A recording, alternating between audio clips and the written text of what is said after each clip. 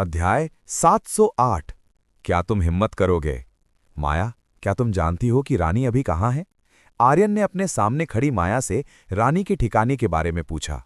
रानी अभी यहाँ नहीं है। तुम बहुत भाग्यशाली हो कि रानी यहाँ नहीं है, वरना संभवतः तुम काफी बड़ी मुसीबत में पड़ जाते। माया ने कहा कि आर्यन बहुत भाग्यशाली है क्योंकि रानी वहां मौजूद नहीं थी। कितने अफसोस की बात है, जबकि मैं वास्तव में उनसे मिलना चाहता था। ये सुनकर कि रानी वहां नहीं थी, आर्यन बहुत निराश दिखा। ऐसा लग रहा था कि वो जिस रानी को ढूंढ रहा है वो अभी भी वहां नहीं है। आर्यन सोचने लगा कि रानी इस समय कहाँ हो सकती है। हे माया, क्या तुम जानती हो कि वर्तमान में रानी कहाँ है? आर्यन जानना चाहता था कि रानी इस समय कहाँ है। मुझे नहीं पता। माया ने आर्यन के सवाल का जवाब दिया। उसने आर्यन को बताया कि वो नहीं जानती कि वर्तमान में रानी कहाँ थी। क्या तुम रानी की सेविका नहीं हो? तुम्हें पता होना चाहिए कि वर्तमान में रानी कहाँ है, आर्यन ने माया से कहा। क्या तुम्हें लगता है कि मैं रानी के पेट का कीड़ा हूं जो ये जानूंगी कि वो इस समय कहाँ है? जब माया ने आर्यन से ये शब्द कहे तो वो असंतुष्ट दिखी। माया द्वारा दिए गए उत्तर ने आर्यन को पूरी तरह असहाय कर दिया। ऐसा लग रहा था कि आर्यन इस महिला से उम्मीद नहीं कर सकता था। चूंकि आर्यन इस जगह पर माया से मिला था, इसलिए वो सोचने लगा कि रानी की नज़र उस पर बहुत पहले से थी। उस समय तुम मुझसे रानी के आदेश के कारण मिली थी? आर्यन ने अपने सामने खड़ी माया से पूछताछ शुरू थी। तो तुम्हें क्या लगता है, रानी ने मुझे भेजा था या नहीं? माया ने इसके बजाय आर्यन से ही वापस सवाल पूछा। मुझे लगता है कि रानी ने ही तुम्हें उस समय मुझे देखने के लिए भेजा था। आर्यन ने माया से कहा कि उसे निश्चित रूप से रानी ने ही उसकी जासूसी करने का आदेश दिया होगा। बिंगो, तुम भी काफी स्मार्ट हो। रानी तुम्हारे बारे में बहुत पहले से जानती हैं और मुझे पता है कि रानी तुम्हारे पीछे पड़ी हैं। माया ने आर्यन को बताया कि वो रानी के निशाने पर है। रानी मुझे निशाना क्यों बना रही हैं? क्या तुम जानती हो कि वो मुझसे क्या चाहती हैं? आर्यन ने अपने सामने खड़ी माया से पूछा। आर्यन, मैं रानी की सेविका हूं। क्या तुम्हें लगता है कि मैं तुम्हें बताऊंगी कि रानी तुम्हारे लिए क्या योजना बना रही हैं? माया ने कहा कि वो आर्यन को ये नहीं बताएगी कि रानी क्या योजना बना रही हैं। क्यों नहीं? अगर तुम मुझसे बात करना चाहती हो तो तुम निश्चित रूप से मुझे बताना चाहोगी कि वो महिला क्या कर रही है, आर्यन ने माया से कहा। कितना दिलचस्प है। तुम्हें बहुत भरोसा है कि मैं तुम्हें इस बारे में बता दूंगी। दुर्भाग्य से मैं तुम्हें वो नहीं बताऊंगी जो तुम चाहते हो। माया ने कहा कि वो आर्यन को रानी की योजना के बारे में नहीं बताएगी। तो तुम सच में मुझे नहीं बताना चाहती? आर्यन ने एक बार फिर अपने सामने खड़ी माया से पूछा। अगर तुम मुझे मजबूर भी करो तब भी मैं कुछ नहीं कहूंगी। माया ने आर्यन से कहा कि वो अपने पास मौजूद रहस्य के बारे में उसे नहीं बताएगी। अगर तुम न बताने पर अड़ी हो तो मुझे दोष मत देना अगर मैं तुम्हें बुलवाने के लिए कुछ कठिन तरीकों का इस्तेमाल करूं। आर्यन ने माया को सच बोलने के लिए मजबूर करने हेतु थोड़ा कठिन तरीका अपनाने की धमकी दी। क्या तुम ऐसा करने की हिम्मत करोगे? यहाँ एक प्रतिबंधित क्षेत्र है जो काफी सख्त है। अगर मैं चिल्लाई तो सभी पहरेदार तुम्हें गिरफ्तार करने के लिए तुरंत यहाँ आ जाएंगे। माया ने आर्यन को बताया कि यहाँ वो पूरी शक्ति में थी। हा हा हा हा। आर्यन जोर जोर से हंसने लगा जब उसने सुना कि माया ने अभी क्या कहा था। आर्यन के लिए इस समय माया की धमकी का कोई मतलब नहीं था। भले ही सभी पहरेदार यहाँ आ जाते, आर्यन के पास उनसे निपटने के अनगिनत तरीके थे। तुम हंस क्यों रहे हो? क्या कुछ मजेदार है? माया को आर्यन के बारे में अजीब लगा कि आर्यन अचानक इस तरह क्यों हंसा। तुम सच में बहुत मजेदार हो। क्या तुम्हें लगता है कि मैं इस महल के छोटे पहरेदारों से डरता हूं? मेरे लिए वो कोई खतरा नहीं है, इसलिए मुझे इस तरह डराने के लिए उनका इस्तेमाल मत करो। आर्यन ने माया से कहा कि उसने जो धमकी दी थी वो सुनने में एक मजाक जैसी थी। आर्यन, तुम यहाँ के छोटे पहरेदारों से न डरो, लेकिन ये अभी भी शाही परिवार का क्षेत्र है। अगर तुम इस जगह पर परेशानी खड़ी करते हो तो तुम्हें बड़ी समस्या होगी। माया ने आर्यन को फिर से चेतावनी दी कि ये शाही परिवार का क्षेत्र है। अगर आर्यन ने इस जगह पर मुसीबत पैदा की तो ये निश्चित है कि आर्यन शाही परिवार को अपमानित करेगा। तुम्हें पता है, मैं शाही परिवार से कभी नहीं डरा। शाही परिवार के पास मुझे हिलाने के लिए पर्याप्त ताकत नहीं है। आर्यन अचानक माया के सामने आ गया। उसने माया की पतली कमर के चारों ओर अपना हाथ फैला दिया।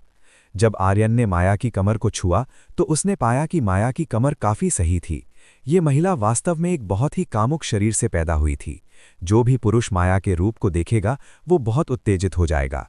उस महिला के विपरीत जिसे आर्यन ने इस तरह कोने में दबा दिया हो। जब आर्यन ने माया की कमर पकड़ी तो वो काफी शांत दिखी।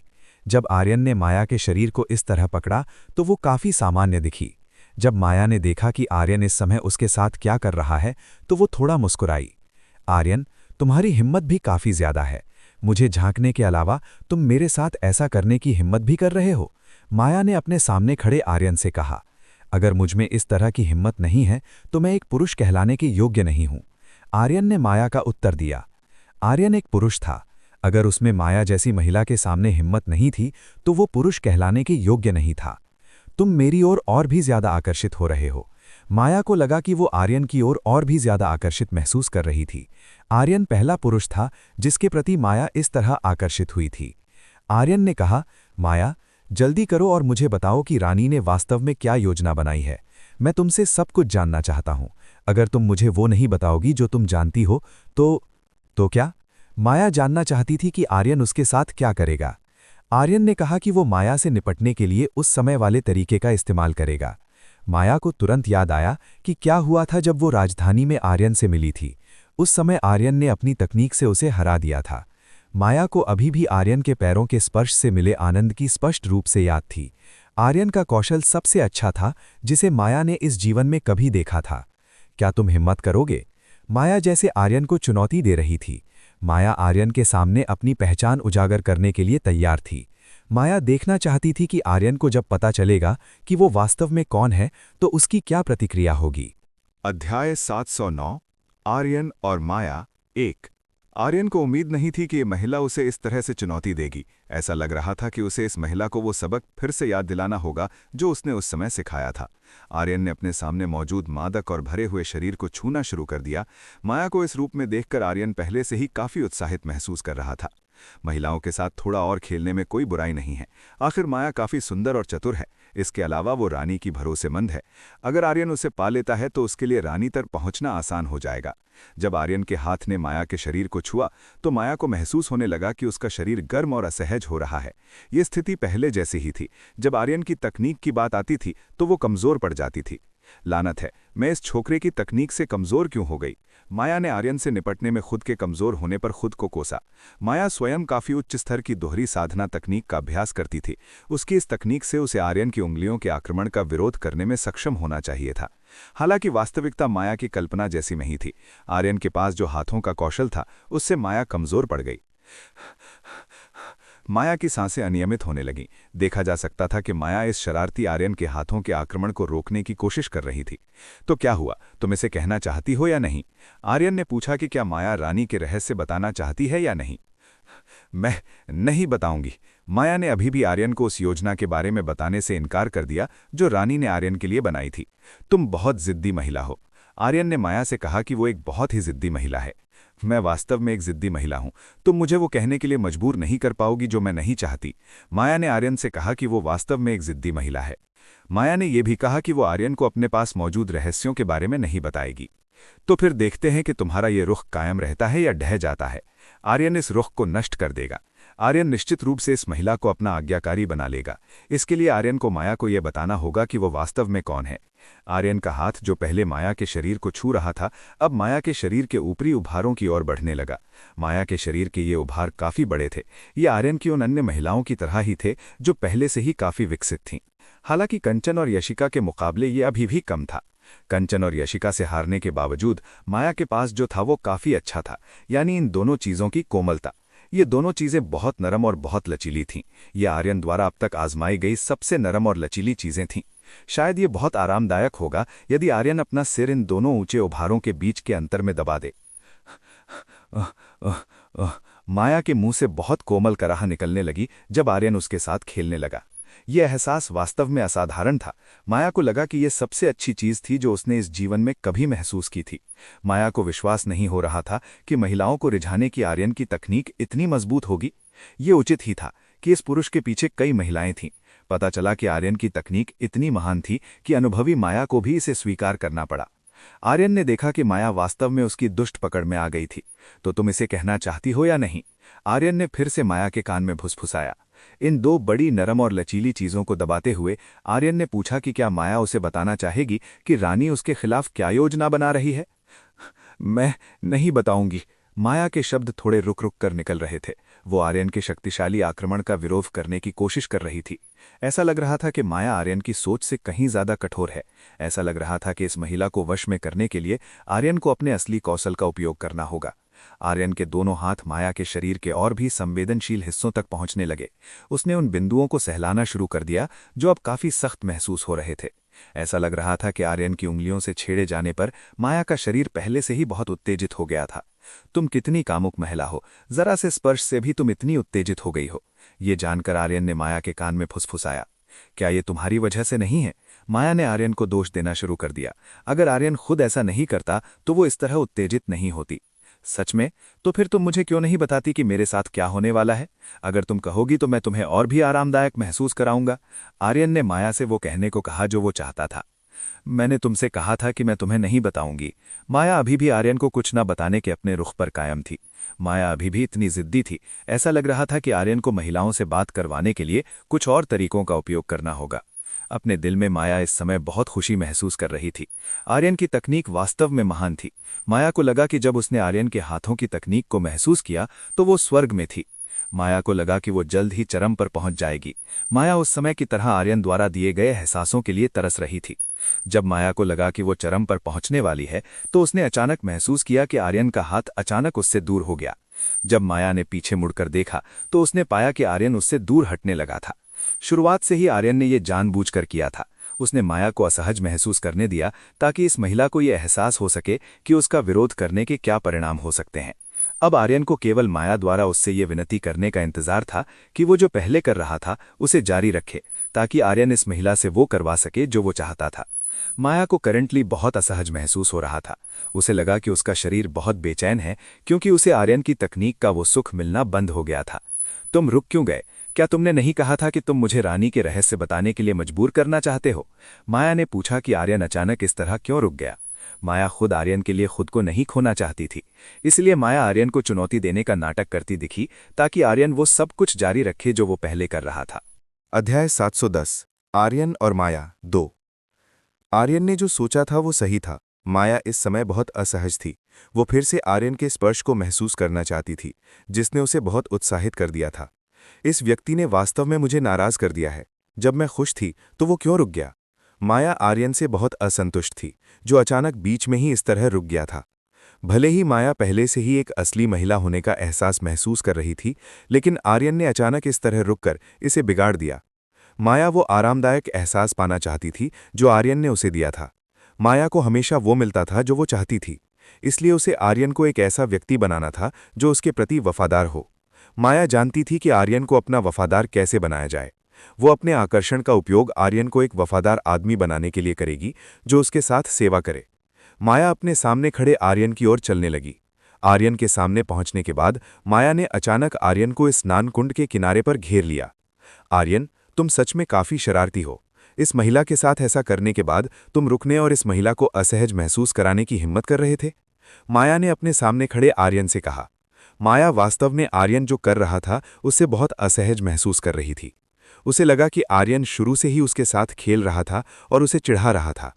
अगर तुम विनती करना चाहती हो तो शायद मैं वो जारी रखूंगा जो मैं पहले कर रहा था, आर्यन ने अपने सामने खड़ी माया को उत्तर दिया। आर्यन ने माया से कहा कि अगर वो उससे गुहार लगाएगी तो वो उन्हें करना जारी रखेगा। तो तुम चाहते हो कि मैं तुमसे भीख मांगूं? दुर्भाग्य से मुझे किसी से भीख मांगना पसंद नहीं है। मैं आक्रामक होना और तुम पर हमला करना पसंद करती हूं। माया ने अचानक आर्यन के शरीर को छेड़ते हुए आक्रामक व्यवहार करना शुरू कर दिया। माया का हाथ आर्यन की पतलून के अंदर पहुंचने लगा। माया की छोटी और कोमल उंगलियां पिंजरे में बंद बड़े भाई को छूने लगी। माया काफी हैरान रह गई जब उसने नीचे आर्यन के छोटे भाई को छुआ। उसे विश्वास नहीं हो रहा था कि आर्यन के पास इतनी पूंजी थी। जीज, ये बहुत बड़ा है। ये अभी तक अपनी नींद से पूरी तरह से जागा भी नहीं है। माया मुश्किल से विश्वास कर पा रही थी कि उसने अभी क्या पकड़ा हुआ है। माया के लिए आर्यन की चीज बहुत विशाल थी, तब भी जब वो पूरी तरह से जागृत नहीं थी। अगर ये बड़ी चीज जाग गई तो माया नहीं जानती थी कि ये किस तरह का भयानक हथियार होगा। जब माया की उंगलियों ने नीचे आर्यन की चीज को छेड़ना शुरू किया तो आर्यन का सोता हुआ छोटा भाई तुरंत जाग गया और उसने अपना हथियार ऊंचा उठा लिया। माया के हाथों का कौशल आर्यन की सोच से कहीं अधिक शक्तिशाली था। ऐसा लग रहा था कि इस माया को इस तरह की चीजों का अनुभव था। जब आर्यन ने माया की ओर देखा तो उसने पाया कि माया की आंखें बहुत तेज प्यार से भरी हुई थीं। पता चला कि यह महिला आर्यन से भी ज्यादा कामुक थी। तुम सोए हुए अजगर को जगाने के लिए काफी बहादुर हो, क्या तुम्हें इसके परिणामों का डर नहीं है? आर्यन ने माया से कहा। बेशक मुझे पता था कि मुझे इसके क्या परिणाम मिलेंगे। तुम्हारे पास नीचे एक बड़ी वस्तु है, मैं थोड़ा प्रयास करना चाहती थी। माया अब और बर्दाश्त नहीं कर सकी, वो आर्यन के पास मौजूद हथियारों का स्वाद चखना चाहती थी। आर्यन की मंजूरी का इंतजार किए बिना माया ने आर्यन की बेल्ट हटा दी। आर्यन की बेल्ट हटाने के बाद माया ने तुरंत बहुत तेजी से आर्यन के कपड़े उतार दिए। आर्यन एक बार फिर माया के साहस से चौंक गया। माया आर्यन के पहने हुए कपड़ों को उतारने में बहुत बहादुर थी। आर्यन के कपड़े उतारे जाने के बाद माया ने अपनी आंखों के सामने एक अत्यंत विशाल वस्तु देखी। ये चीज माया के अनुमान से बड़ी थी, कम से कम ये उसकी कलाई से भी बड़ी थी। ग्लप, माया ने अपना थूक निगल लिया। उसे अभी भी विश्वास नहीं हो रहा था कि इस दुनिया में इतनी बड़ी कोई वस्तु होगी। आर्यन का हथियार अत्यंत असाधारण था। ये कुछ ऐसा था जिसका इस दुनिया की हर महिला बहुत सपना देखती है। आर्यन माया का चेहरा देखकर थोड़ा खुश हुआ, जो उसकी वस्तु को देखकर चौंक गई थी। अब वो इस सुंदर और मादक महिला के सामने गर्व महसूस कर सकता था। ऐसा कौन सा पुरुष है जिसे गर्व महसूस नहीं होगा जब वो माया जैसी सुंदर और मादक महिला को अपनी वस्तु देखकर हैरान होते हुए देखता है? सभी पुरुष इस पर गर्व महसूस करेंगे। माया अभी भी सदमे से बेहोश जैसी थी। आर्यन की वस्तु ने उसे बहुत चौंका दिया था। तो क्या तुम्हें ये चीज चाहिए? आर्यन ने माया से पूछा, जो इस समय उसके पैरों के नीचे घुटनों के बल बैठी थी। माया ने ऊपर देखा। उसने अवचेतन रूप में आर्यन की ओर सिर हिला दिया। माया सुध-बुध खोई हुई लग रही थी। उसने वास्तव में आर्यन द्वारा पूछे गए शब्दों पर सिर हिला दिया था। यहां तक कि माया भी उस गर्व को भूल गई थी जिसे उसने अब तक बनाए रखा था। अब माया केवल आंखों के सामने मौजूद आर्यन की उस बड़ी चीज के बारे में सोच रही थी। माया को इस तरह आज्ञाकारी होते देखकर आर्यन बहुत खुश दिखा। पता चला कि इस महिला को आज्ञाकारी बनाना बहुत आसान था। माया ने अपना हाथ आर्यन की बड़ी वस्तु की ओर बढ़ाना शुरू किया। उसने आर्यन की बड़ी वस्तु को बहुत कोमलता से पकड़ना शुरू किया। माया डरी हुई थी कि अगर वो थोड़ी भी सख्त हुई तो वो इस बड़ी वस्तु को चोट पहुंचा सकती है। अगर ऐसा हुआ तो माया आर्यन की बड़ी वस्तु के स्वाद का आनंद नहीं ले पाएगी। मुझे उम्मीद नहीं थी कि तुम्हारे जैसे लड़के के पास इतनी बड़ी चीज होगी। अपने हाथ में मौजूद वस्तु को कोमल हलचल के साथ सहलाते हुए माया ने आर्यन से कहा, तुम किसे लड़का कह रही हो? क्या तुम मेरी चीज नहीं देख रही?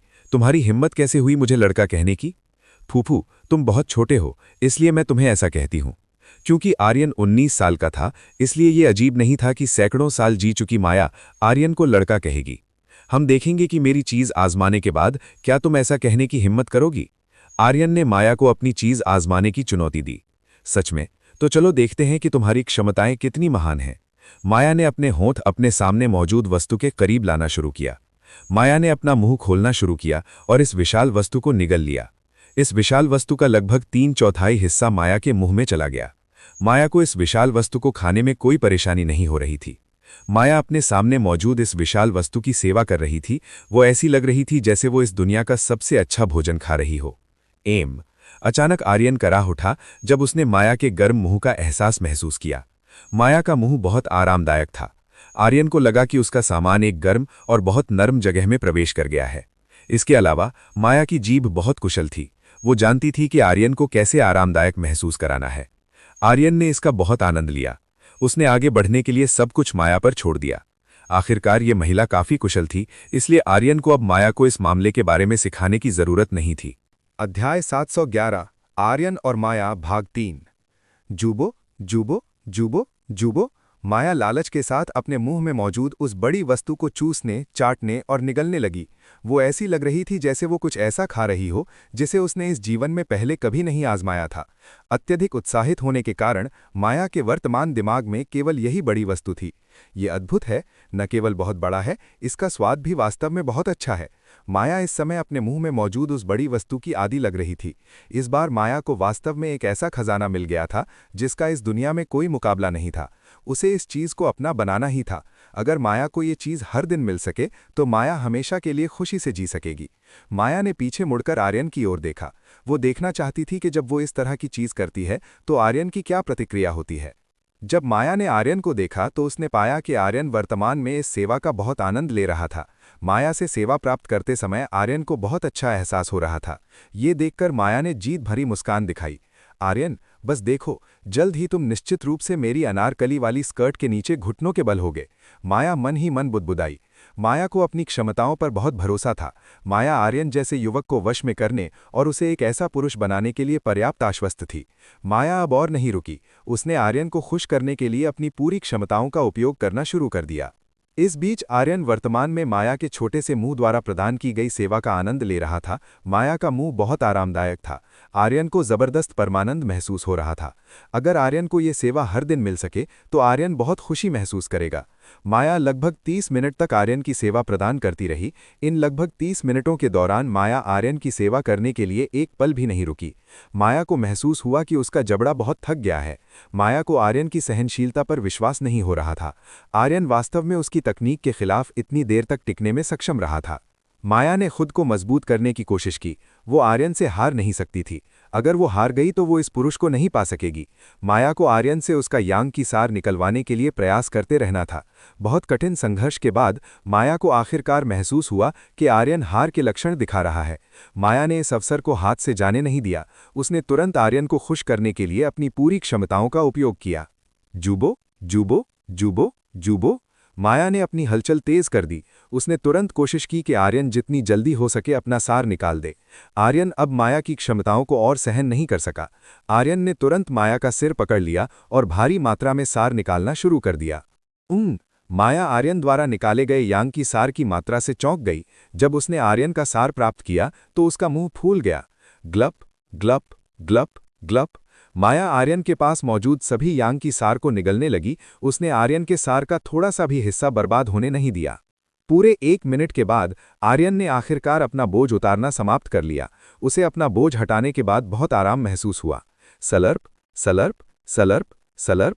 माया इस समय आर्यन को छोड़ना नहीं चाहती थी। वो वहां बचे हुए यांग की सार के अवशेषों को खोजने की कोशिश करती रही। माया ने अभी जो चखा था उसके स्वाद की वो काफी आदी हो गई थी। उसे लगा कि इस यांग की सार का स्वाद बहुत स्वादिष्ट था। यहाँ तक कि इस दुनिया के सभी स्वादिष्ट भोजन में से माया ने अभी जो चखा था वो सबसे अद्भुत था। बेजोड़ स्वाद के अलावा आर्यन के यांग की पवित्रता भी अद्भुत थी। उसने कभी किसी को नहीं देखा जिसके पास आर्यन से भी शुद्ध यांग की हो। तुम्हारे पास बहुत स्वादिष्ट सार है, मुझे ये पसंद आया। माया ने आर्यन से कहा कि उसे आर्यन का यांग की सार पसंद आया। माया के अनुसार आर्यन का सार सबसे मूल्यवान खजाना था जिसे उसने इस दुनिया में कभी देखा था। माया आर्यन को गले लगाती रही। वो ऐसी लग रही थी जैसे उसे इस दुनिया की सबसे अच्छी चीज मिल गई हो। माया के वर्तमान व्यवहार ने आर्यन को बहुत उत्तेजित कर दिया। आर्यन को लगा कि वो फिर से उत्तेजित होने लगा है। माया, जो आर्यन को गले लगा रही थी, उसने महसूस किया कि उसके हाथ में मौजूद वो बड़ी वस्तु पहले की तरह सख्त हो गई है। माया इस दर्दनाक खोज से फिर से चौंक गई। माया को उम्मीद नहीं थी कि आर्यन इतनी जल्दी ठीक हो जाएगा। नीचे मौजूद माया ने आर्यन को नीचे धकेला। माया आर्यन के शरीर पर सवारी करने लगी। सही बात है, तुम अभी जवान हो ना, एक बार निकलना तुम्हारे लिए निश्चित रूप से पर्याप्त नहीं है। मुझे इसे फिर से खाने दो। माया इस चीज को आजमाना चाहती थी। वो महसूस करना चाहती थी कि अगर ये चीज उसके शरीर के अंदर हो तो कैसा महसूस होगा। ये करना बहुत आरामदायक महसूस होना चाहिए। आर्यन ने देखा कि माया बहुत उत्साहित थी। वो अपनी पहचान को भूल गई थी जो उसके पास वर्तमान में थी। रुको, बस एक पल। आर्यन ने माया को अपने साथ कुछ करने से रोक दिया। और क्या बात है? माया ने पूछा कि क्या हुआ। माया इस समय जल्दी करना चाहती है और इस बड़ी चीज को आजमाना चाहती है। माया लंबे समय से अकेली थी, इसलिए उसे इस अकेलेपन को भरने के लिए एक पुरुष की जरूरत थी। अगर तुम ये करना चाहती हो तो तुम्हें पहले मुझसे एक वादा करना होगा। आर्यन ने माया से कहा कि अगर वो इसे जारी रखना चाहती है तो पहले उसे आर्यन से एक वादा करना होगा। ये क्या है? माया ने पूछा कि वो क्या चाहता है। मैं चाहता हूं कि तुम रानी का साथ छोड़ दो और मेरी महिला के रूप में मेरे साथ जुड़ जाओ। आर्यन ने माया को बताया कि वो क्या चाहता है। आर्यन चाहता था कि माया उसके पक्ष में आ जाए। इस तरह आर्यन के लिए माया की मदद से रानी पर नजर रखना आसान हो जाएगा। माया ये सुनकर धीरे से मुस्कुराई। ऐसा लग रहा था कि अभी तक आर्यन को उसकी पहचान का पता नहीं चला था, भले ही उसने अभी अभी इस तरह की सेवाएं प्रदान की थीं। क्या ये एक प्रस्ताव है? माया ने पूछा कि क्या आर्यन की अभी वाली बातें उसके लिए एक विवाह प्रस्ताव थीं? हाँ, तुम इसे इस तरह कह सकती हो। आर्यन ने अपने शरीर के ऊपर मौजूद माया से कहा। ये पहली बार है जब किसी पुरुष ने इस तरह से मुझे प्रस्ताव देने की हिम्मत की है। आमतौर पर पुरुष मुझसे डरते हैं और मेरे करीब आने की हिम्मत नहीं करते। शाही परिवार में अपनी प्रतिष्ठा के कारण बहुत से पुरुष माया के करीब आने की हिम्मत नहीं करते थे। इसलिए माया आर्यन की अभी वाली बातों से प्रभावित महसूस कर रही थी। तो तुम्हारा जवाब क्या है? आर्यन जानना चाहता था कि माया उसे क्या जवाब देगी। ठीक है, मैं सहमत हूं। माया बहुत जल्दी आर्यन से सहमत हो गई। अभी वो तुरंत इस बड़ी चीज को आजमाना चाहती थी। अच्छा, आर्यन ने संतुष्टि के साथ माया की ओर हिलाया। ऐसा लगता है कि यहाँ से सब कुछ बहुत आसानी से चलेगा। जल्द ही उसे पता चल जाएगा कि माया की रानी क्या योजना बना रही थीं। अध्याय 712। रानी ने आर्यन से मिलने से इनकार किया। Tap tap tap. जब आर्यन और माया एक दोहरी साधना सत्र करने ही वाले थे, उन दोनों ने यहां आते कदमों की आवाज सुनी। करीब आते कदमों की आवाज सुनकर माया तुरंत सचेत हो गई और आर्यन के शरीर से ऊपर उठ गई। आर्यन, ऐसा लगता है कि कोई यहां आया है। चलो इसे किसी और समय के लिए जारी रखते हैं। माया ने आर्यन से इसे किसी और समय जारी रखने के लिए कहा। माया की अपनी योजनाएं थीं। वो आर्यन के सामने अपनी पहचान समय से पहले उजागर नहीं करना चाहती थी। माया शाही परिवार की स्थापना की वर्षगांठ पर आर्यन को आश्चर्यचकित करने के लिए समय ढूंढेगी। आर्यन का चेहरा देखना बहुत अच्छा होगा जब उसे उसकी असली पहचान का पता चलेगा। आर्यन, पकड़े मत जाना। अगर तुम पकड़े गए तो तुम मुसीबत में पड़ जाओगे। माया ने आर्यन को उन लोगों द्वारा न पकड़े जाने की चेतावनी दी। ये बातें कहने के बाद माया आर्यन की नज़रों से ओझल हो गई। जब आर्यन ने माया को इस तरह जाते देखा तो वो असहाय महसूस करने लगा। भले ही अच्छी चीज़ें शुरू होने वाली थीं, लेकिन माया इसके बजाय इस तरह चली गई। Tap tap tap. कदमों की आवाज़ और करीब आती गई। ऐसा लग रहा था कि कोई इस जगह पर आएगा। ये देखते हुए कि यहाँ लोग आने वाले हैं, आर्यन ने जल्दी से अपने पहने हुए कपड़ों को ठीक किया। अपने कपड़े ठीक करने के बाद आर्यन तुरंत इस जगह से खिसक गया। आर्यन तुरंत उस कमरे में वापस चला गया जहां 10 सुंदर दासियां थीं। धड़ाम। एक महिला ने दरवाज़ा बहुत जोर से खोला। महाराज, क्या आप अंदर हैं? इस महिला ने तुरंत कोमल आवाज में कहा। दुर्भाग्य से इस स्थान पर कोई अन्य व्यक्ति नहीं था। आर्यन और माया इस महल के आने से कुछ क्षण पहले ही इस स्थान को छोड़ चुके थे। ये अजीब है, क्या दासों ने ये नहीं कहा था कि रानी स्नान कर रही हैं? वो यहाँ क्यों नहीं है? ये महिला थोड़ी भ्रमित थी जब उसे इस स्नान कुंड में रानी का पता नहीं चला। हालांकि उसके पास रानी को रिपोर्ट करने के लिए कुछ महत्वपूर्ण समाचार थे। महाराज वास्तव में कहाँ हैं? ये महिला इस बात को लेकर भ्रमित है कि रानी वर्तमान में कहाँ है। ये देखते हुए कि रानी अब इस स्थान पर नहीं थी, इस महिला ने रानी को कहीं और खोजने का फैसला किया। आर्यन अब उस कमरे में वापस आ गया था जहां उसे रानी की प्रतीक्षा करनी थी। क्या रानी यहां आई थीं? आर्यन ने अपने सामने खड़ी 10 दासियों से पूछा। वो जानना चाहता था कि रानी यहां आई थी या नहीं। युवा मास्टर आर्यन, अब तक रानी यहां नहीं आई हैं। 10 दासियों में से एक ने आर्यन के सवाल का जवाब दिया। ये सुनकर आर्यन को थोड़ी राहत मिली। ऐसा लग रहा था कि रानी अभी तक इस महल में वापस नहीं आई हैं। अगर रानी पहले वापस आ जाती और उसे यहाँ पाती तो चीजें थोड़ी अस्त-व्यस्त हो जातीं। चूंकि रानी अभी तक वापस नहीं आई थीं, इसलिए आर्यन के पास इस स्थान पर उनकी प्रतीक्षा करने के अलावा और कोई विकल्प नहीं था। आर्यन ने वहां मौजूद दासियों को पहले की तरह उसकी सेवा करने के लिए कहना शुरू कर दिया। लगभग 15 मिनट बाद वो युवती जो पहले आर्यन का स्वागत करने आई थी, अब वापस आई। युवा मास्टर आर्यन, मेरे पास आपके लिए रानी का एक संदेश है। इस युवती ने आर्यन को बताया कि वो यहाँ रानी का संदेश देने आई है। इस युवती के आने का उद्देश्य सुनकर आर्यन तुरंत फर्श से उठ खड़ा हुआ। आखिरकार लंबे समय से प्रतीक्षित क्षण आ गया था। रानी का क्या संदेश है? आर्यन अपने लिए रानी का संदेश जानना चाहता था। क्या रानी ने इस युवती को उसे अभी रानी से मिलने बुलाने के लिए भेजा था? रानी ने सलाह दी है कि वर्तमान में उनकी तबीयत ठीक नहीं है, इसलिए उन्होंने आज युवा मास्टर आर्यन से न मिल पाने के लिए माफ़ी मांगी है। इस युवती ने आर्यन को रानी का संदेश बताया। ये सुनकर आर्यन का चेहरा काला पड़ गया। उसे विश्वास नहीं हो रहा था कि उसने यहाँ इतनी देर तक इंतजार किया और उसे वो नहीं मिला जो वो चाहता था। आर्यन इस समय रानी से काफ़ी नाराज़ है। उसे इस स्थान पर इंतजार करने के लिए क्यों कहा गया, जबकि शुरू से ही रानी उससे मिलना नहीं चाहती थी। आर्यन को नाराज होते देख रानी द्वारा भेजी गई युवती तुरंत घबरा गई। ऐसा लग रहा था कि आर्यन बहुत परेशान था, क्योंकि उसे लंबे समय तक इंतजार करने के लिए कहा गया, लेकिन वो रानी से नहीं मिल सका। युवा मास्टर आर्यन, कृपया क्रोधित ना हो। रानी का आपके साथ ऐसा करने का कोई इरादा नहीं था, इसलिए कृपया इस तरह क्रोधित ना हो। युवती ने आर्यन से शांत होने और इस समय जो हुआ उस पर क्रोधित ना होने के लिए कहा। जब मेरे साथ ऐसा व्यवहार किया जाए तो मैं कैसे शांत रह सकता हूँ? वर्तमान रानी कहाँ है? मैं जाकर उनसे मिलना चाहता हूँ। आर्यन अभी रानी से मिलना चाहता है। वो रानी के साथ अपनी समस्या को तुरंत हल करना चाहता है। युवा मास्टर आर्यन, रानी वास्तव में आपसे नहीं मिल सकती। अब से 2 दिन बाद रानी के शामिल होने के लिए एक महत्वपूर्ण कार्यक्रम है। इस युवती ने क्रोधित आर्यन को मनाने की कोशिश की। उसे उम्मीद थी कि आर्यन शांत होगा और उसकी बात सुनेगा। रानी किस तरह के कार्यक्रम में शामिल होने वाली हैं कि वो मुझसे नहीं मिल सकती? आर्यन जानना चाहता था कि ऐसा कौन सा कार्यक्रम है जिसके कारण रानी उससे नहीं मिल सकी।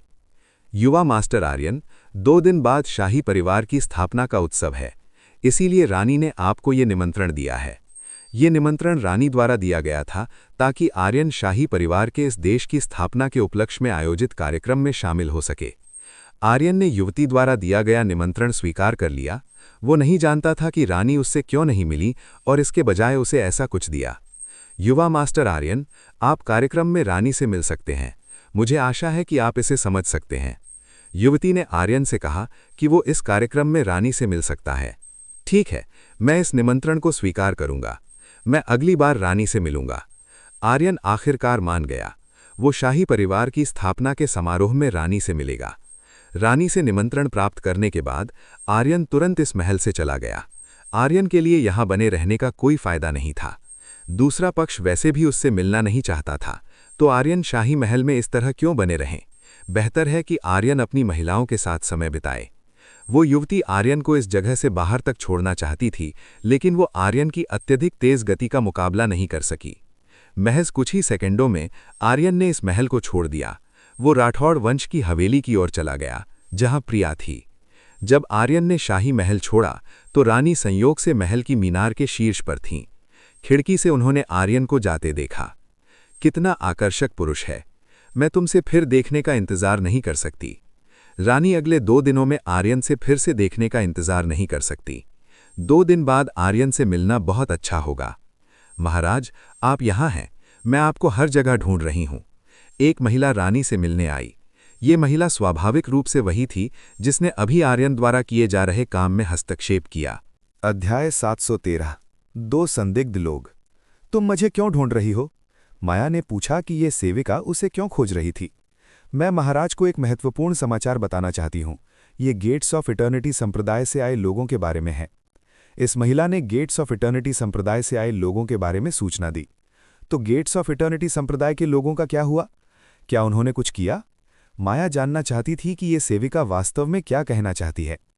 शुरुआत में ये गेट्स ऑफ इटर्निटी संप्रदाय द्वारा भेजे गए युवा प्रतिनिधियों का मामला है। उनकी ताकत वास्तव में हमारे पास मौजूद औसत से ऊपर है। मुझे डर है कि अगली लड़ाई में शाही परिवार हार जाएगा। सेविका को खबर मिली थी कि गेट्स ऑफ इटर्निटी संप्रदाय द्वारा भेजी गई युवा प्रतिभाओं के पास शाही परिवार की युवा प्रतिभाओं की तुलना में कहीं अधिक शक्ति थी। क्या तुम मुझे बस यही खबर बताना चाहती हो? माया ने पीछे खड़ी महिला से पूछा। माया को इस मामले की कोई परवाह नहीं लगती थी। इस बारे में सुनकर वो बहुत निश्चिंत दिख रही थी। माया के लिए इस तरह की समस्या बहुत महत्वपूर्ण नहीं थी। उसे इस बात की परवाह नहीं थी कि शाही परिवार की युवा पीढ़ी गेट्स ऑफ इटर्निटी संप्रदाय के हाथों हार जाए। उसके लिए जब तक शाही परिवार के पास गेट्स ऑफ इटर्निटी संप्रदाय से ऊपर की शक्ति है, तब तक उसके लिए इतना ही काफ़ी था। और अब जबकि माया पर्दे के पीछे शाही परिवार की शक्ति का निर्माण कर रही थी, उसे शाही परिवार की वर्तमान शक्ति को बाहरी लोगों के सामने प्रकट नहीं करना चाहिए था। लोगों को ये सोचने दें कि वर्तमान शाही परिवार बहुत कमज़ोर और असुरक्षित है। एक पुरानी कहावत है कि असावधान दुश्मन को हराना आसान होता है। शायद ये वही शब्द थे जिन्हें माया ने इस मार्शल रिल्म को नियंत्रित करने वाली एक और महान शक्ति से निपटने के लिए अपनाया था। मेरे पास बस यही एक खबर है महाराज, क्या आप इस खबर को सुनकर चिंतित नहीं हैं? सेविका ने पूछा कि क्या माया ये खबर सुनकर चिंतित नहीं हुई? जहाँ तक इसकी बात है, क्या मैं इस तरह के छोटे मामले के बारे में चिंतित हूँ? ये चिंता करने वाली बात नहीं है। माया ने अपने पीछे खड़ी महिला से कहा कि वो इस तरह की समस्या के बारे में चिंतित नहीं थी। लेकिन महाराज, ये हमारे शाही परिवार की प्रतिष्ठा का सवाल है। अगर हम फिर से हार गए तो हम अपनी साख खो देंगे। सेविका ने माया से कहा कि अगर वे इस बार युद्ध प्रतियोगिता में फिर से हार गए तो शाही परिवार की बदनामी होगी। तुम सही कह सकती हो। शायद मुझे इस बारे में थोड़ा विचार करना चाहिए। अपने पीछे खड़ी सेविका की बात सुनने के बाद माया ने इस मामले को संभालने के बारे में सोचना शुरू किया। क्या प्रतिभागियों के लिए कोई स्थान शेष है? माया ने पूछा कि क्या इस लड़ाई में भाग लेने वाले प्रतिभागियों के लिए अभी भी कोई खाली जगह बची है? अगर मैं गलत नहीं हूं तो अभी भी 2 खाली स्थान बचे हैं। महिला सेविका ने माया को बताया कि अभी भी 2 स्थान शेष थे। अच्छा, तो मैं चाहती हूं कि तुम इस प्रतियोगिता में आर्यन का नाम दर्ज करो। माया ने अपनी सेविका से कहा कि वो आयोजित होने वाली प्रतियोगिता में आर्यन को शामिल करना चाहती थी। आर्यन की ताकत के साथ उसे बहुत आसानी से प्रथम स्थान प्राप्त कर लेना चाहिए। महाराज, क्या आप वाकई हमारे खेमे में किसी बाहरी व्यक्ति को शामिल करना चाहती हैं? महिला सेविका ने माया से पूछा। ज्यादा सवाल मत पूछो, जैसा मैंने आदेश दिया है वैसा ही करो। माया असंतुष्ट दिखी जब इस महिला सेविका ने उसके द्वारा लिए गए निर्णय का विरोध करने की हिम्मत की। महाराज, कृपया मुझे क्षमा करें। सेविका तुरंत घुटनों के बल बैठ गई और दया की भीख मांगने लगी। वो माया से बहुत डरी हुई लग रही थी, जो उस पर क्रोधित थी। मैं तुम्हारी अभी वाली गलती को माफ करती हूँ। जल्दी करो और वो करो जो मैंने पहले कहा था। माया ने सेविका को आदेश दिया कि वो तुरंत उस आदेश का पालन करे जो उसने अभी दिया था। ठीक है, मैं समझ गई। सेविका ने अब माया के आदेशों की अवहेलना करने की हिम्मत नहीं की। वो तुरंत आर्यन को इस प्रतियोगिता में सूचीबद्ध करने के लिए चली गई। महिला सेविकाओं के जाने के बाद अब इस स्थान पर केवल माया ही थी। फुफ्फुफ्फु, ऐसा लगता है कि इस बार युद्ध प्रतियोगिता बहुत दिलचस्प होगी। मैं गेट्स ऑफ इटर्निटी संप्रदाय और शाओलिन को हारते हुए देखने के लिए इंतजार नहीं कर सकती। माया अचानक मन ही मन हंसने लगी। वो आर्यन द्वारा दिखाए जाने वाले पराक्रम का बेसब्री से इंतजार कर रही थी। लानत है, राठौड़ वंश की हवेली के रास्ते में आर्यन को अचानक छींक आई। अभी मेरे बारे में कौन बात कर रहा है? अपनी नाक रगड़ते हुए आर्यन सोचने लगा कि वो व्यक्ति कौन था जो उसके बारे में बात कर रहा था। ये दो संदिग्ध लोग कौन हैं? जब आर्यन आसमान में उड़ रहा था तो उसने घर की छतों पर दो संदिग्ध लोगों को चलते हुए पाया। इन दोनों लोगों ने अपने शरीर को ढकने के लिए लबादे पहने हुए थे। यही बात थी जिसने आर्यन को इन दो लोगों पर संदिग्ध बना दिया। वे दोनों राठौड़ वंश के क्षेत्र में एक स्थान की ओर बढ़ने की जल्दी में लग रहे थे। ऐसा लगता है कि मुझे उनका पीछा करना होगा। इन संदिग्ध लोगों को देखकर आर्यन ने इन दोनों का पीछा करने का निश्चय किया। वो ये पता लगाना चाहता था कि ये दोनों लोग वास्तव में कौन थे और वे राठौड़ वंश के शासन वाले क्षेत्र में इस तरह छिपकर क्या करना चाहते थे। आर्यन साय की तरह इन दोनों लोगों का पीछा करता रहा। उसने कोशिश की कि ये दोनों लोग उसे देख ना सकें। कुछ देर बाद आर्यन ने देखा कि ये दोनों लोग राठौड़ वंश के क्षेत्र में एक आलिशान सराय में दाखिल हुए। ये अजीब है, वे सराय में क्यों गए? क्या वे कुछ बुरा नहीं कर रहे हैं? ये देखकर आर्यन को संदेह होने लगा कि क्या वे दो लोग जिनका उसने अभी पीछा किया था वे ऐसे लोग थे जो बुरा काम करना चाहते थे। बेहतर होगा कि मैं ये सुनिश्चित कर लूं कि ये दोनों लोग कुछ बुरा ना करें। आर्यन अभी भी उन दोनों लोगों की पहचान के बारे में काफी उत्सुक था। उसे उन दोनों पुरुषों से एक संदिग्ध गंध आ रही थी। आर्यन तुरंत उन दोनों लोगों के पीछे सराय की ओर गया। आर्यन ने नीचे की सराय में लोगों के साथ घुलने मिलने की कोशिश की। हमेशा की तरह सराय की पहली और दूसरी मंजिल आमतौर पर भोजन कक्ष के लिए उपयोग की जाती है। इसलिए पहली मंजिल पर अपने दोस्तों, परिवार या प्रेमियों के साथ खाना खाने वाले लोगों की काफी संख्या थी, जबकि दूसरी मंजिल काफी समृद्ध और उच्च स्थान वाले महत्वपूर्ण मेहमानों के लिए आरक्षित थी। केवल अमीर और प्रभावशाली लोग ही ऊपरी मंजिलों पर जा सकते थे। आर्यन ने देखा कि वे दोनों लोग अभी दूसरी मंजिल पर गए थे। आर्यन उन दोनों लोगों का पीछा करते हुए दूसरी मंजिल पर जाना चाहता था। जब आर्यन ऊपर जाना चाहता था तो उसे ऊपरी मंजिल तक जाने वाली सीढ़ियों की रखवाली करने वाले गार्ड ने रोक लिया। रुको रुको रुको नौजवान, तुम कहाँ जा रहे हो? ये ऊपर का हिस्सा केवल कुछ खास लोगों के लिए है। इस गार्ड ने आर्यन को बताया कि ऊपर की मंजिल केवल कुछ खास लोगों के लिए थी। ऊपर जाने के लिए मुझे क्या करना होगा? आर्यन ने पूछा कि ऊपर जाने के लिए क्या करने की जरूरत है। अगर तुम ऊपर जाना चाहते हो तो तुम्हारे पास एक विशेष सदस्यता कार्ड होना चाहिए। गार्ड ने आर्यन को बताया कि ऊपर जाने के लिए उसके पास एक विशेष सदस्यता कार्ड होना चाहिए। अध्याय 714 सिंघानिया परिवार की गुप्त योजना 1। ये सुनकर आर्यन ने अपनी भौहें थोड़ी ऊपर उठाईं। ऐसा लग रहा था कि वो विशेष सदस्यता कार्ड के बिना ऊपर नहीं जा सकता था।